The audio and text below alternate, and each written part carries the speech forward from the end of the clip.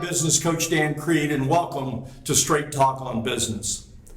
You know, I think that millennials are poised to rule the world. They're often maligned and misunderstood, but I think that's just a PR campaign of fake news to act as camouflage for the real purpose, and that is to rule the world. It's not that skulking millennials will sneak into my bedroom at night and replace my entire family with clone pods, or that they're planning mass hypnosis while everyone is watching Game of Thrones reruns. No, they're much stealthier, and before we know it, they're going to dominate the world. Now, don't get me wrong. I grew up in the 60s with hippie power, free love, Woodstock, protests, peace rallies, and hair. We made a lot of noise back then, but these millennials, they're unlike other generations. Their noise is the sound that is made by a cash register. A true millennial is classified as anyone born between the years of 1977 and 2000. And according to the research of millennialmarketing.com, they're making their presence known. Currently, they make up 25% of the U.S. population. They represent over 21% of all consumer discretionary purchases, which amounts to over $1 trillion in direct buying power.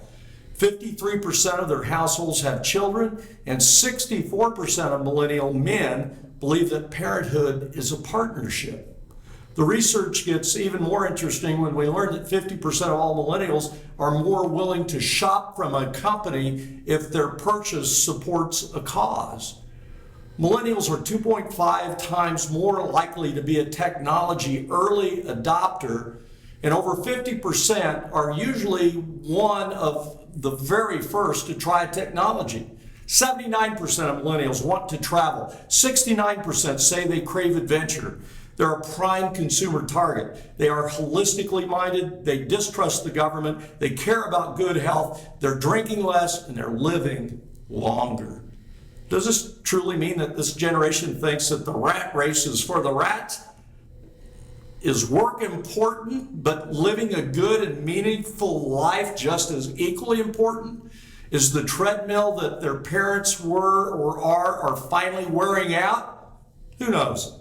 One thing I am sure about, no matter what you say about those of us from the 60s, we had the right idea about changing the world, but it was pretty poorly implemented. The seeds were sown, though, right or wrong, for this millennial generation to have a profound effect on what is to come and what life will be for the future generations.